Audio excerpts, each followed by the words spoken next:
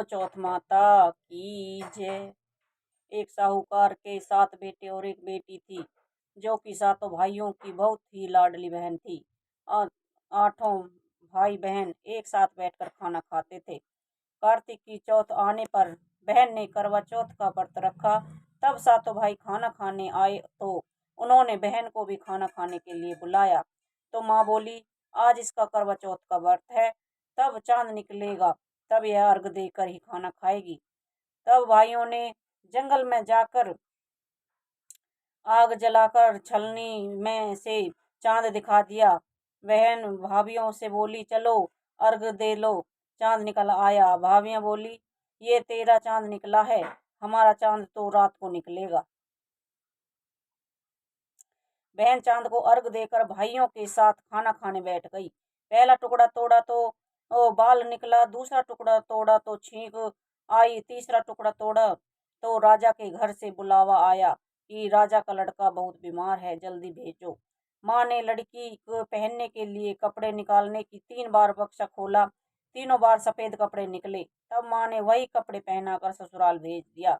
लड़की के साड़ी के पल्ले में एक सोने का सिक्का बांधकर माँ ने कहा, रास्ते में जो भी मिले सबके पैर पड़ती जाना, जो तुम्हें सुहागन का आशीर्वाद दे उसे ही यह सिक्का देकर अपने पल्ले में गांठ लगा लेना।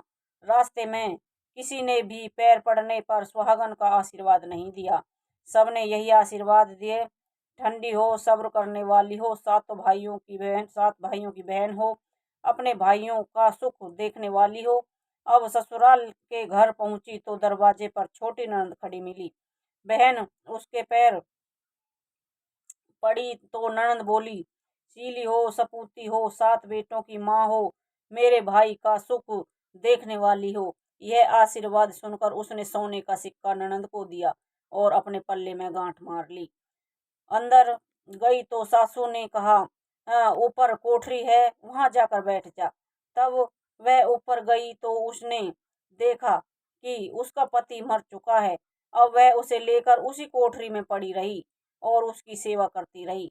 उसकी सास दासियों के हाथ बची कुची रोटी भेज देती। इस प्रकार उसने अपने पति की सेवा करते करते 1 साल हो गया। करवा चौथ का व्रत आया, सारी पड़ोसनों ने नहा धोकर करवा चौथ का व्रत रखा।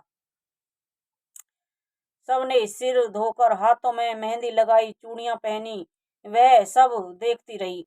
एक पड़ोसन बोली, तू भी करवा चौथ का व्रत कर ले। तब वह बोली, मैं कैसे करूं? पड़ोसन बोली, चौथ माता की कृपा से सब ठीक हो जाएगा। पड़ोसन के कहने से बहू ने भी व्रत रखा। थोड़ी देर के बाद करवे बेचने वाली आई। करवे ले करवे ले लो, करवे ले लो, भाइयों की प्यारी करवे ले लो, दिन में चांद उगाने वाली करवे ले लो, ज्यादा भूख लगने वाली करवे ले लो। बहू ने आवाज लगाई, ए करवे वाली, मुझे करवा दे जा। करवे वाली कहने लगी, मेरी दूसरी बहन आएगी तो तुझे करवे देगी। दूसरी बहन आई, करवे ले लो, करवे ले लो, भाइयों की प्यारी करवे ले लो, दिन में चांद उगाने वाली करवे ले लो, ज्यादा भूख लगने वाली करवे ले लो। बहू ने आवाज लगाई, ये करवे वाली, मुझे करवे दे जा। दूसरे करवे वाली बोली, मेरी तीसरी बहन आएगी तो तुझे करवे देगी। इस प्रकार 5 बहनें आकर चली गई। वह किसी ने भी उसे करवे नहीं दिए। फिर छठी बहन आई और बोली, मेरी 7वीं बहन आएगी, वो तुझे करवे देगी। तू सारे रास्ते में कांटे बिखेर के रखना, तब उसके पैर में कांटा चुभ जाएगा और तब वह खूब चिल्लाती हुई आएगी। तब तू सुई लेकर बैठ जाना और उसका पैर पकड़कर मत छोड़ना और उसके पैर का कांटा निकाल देना। वह तुझे आशीर्वाद देगी तो तू उससे करवे मांग लेना, तब वह तुझे करवे देकर जाएगी। तब तू उद्यापन करना, जिससे तेरा पति अच्छा हो जाएगा। अब उसे वैसा अब उसने वैसा ही किया, सारे रास्ते में कांटे बिछा दिए। तब 7वीं बहन करवे लेकर आई तो पांव में कांटा चुभने के दर्द से खूब चिल्लाती हुई आई। तो बहू ने उसका पैर पकड़कर छोड़ा नहीं और उसका कांटा निकाल दिया। तब उसने आशीर्वाद दिया तो बहू बोली, अब तुमने आशीर्वाद दिया है तो करवे भी देकर जाओ। सातवीं बहन बोली, तूने तो मुझे ठग लिया। यह कहकर चौथ माता ने उसे आंख में से काजल, नाखूनों में से, हाथ में से मेहंदी, मांग में से सिंदूर और चिटली उंगली का छींटा और साथ ही करवे भी दे दिए। अब करवे लेकर बहू ने उद्यापन की तैयारी की और व्रत रखा। राजा का लड़का ठीक हो गया और बोला, मैं बहुत सोया। वह बोली, सोए नहीं, 12 महीने हो गए आपकी सेवा करते करते। कार्तिक की चौथ माता ने सुहाग दिया है। उसका पति बोला, चौथ माता का उद्यापन करो। अब उसने चौथ माता की कहानी सुनी, उद्यापन कर खूब सारा चूरमा बनाया। जीम कर वे दोनों चौपड़ खेलने लग गए। इतने में उसकी बांदी तेल की बनी पूरी सब्जी लेकर आ गई।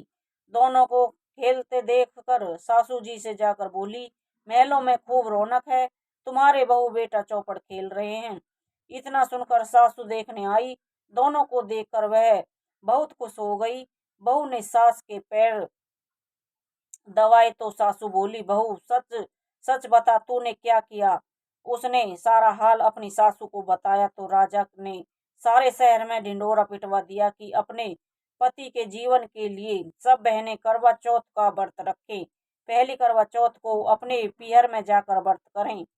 हे चौथ माता, जैसे राजा के लड़के को जीवन दान दिया वैसे सभी को देना, मेरे पति को भी देना। कहते सुनते सब परिवार की स्त्रियों को भी सुहाग देना। इसके बाद विनायक जी की कहानी भी सुननी चाहिए।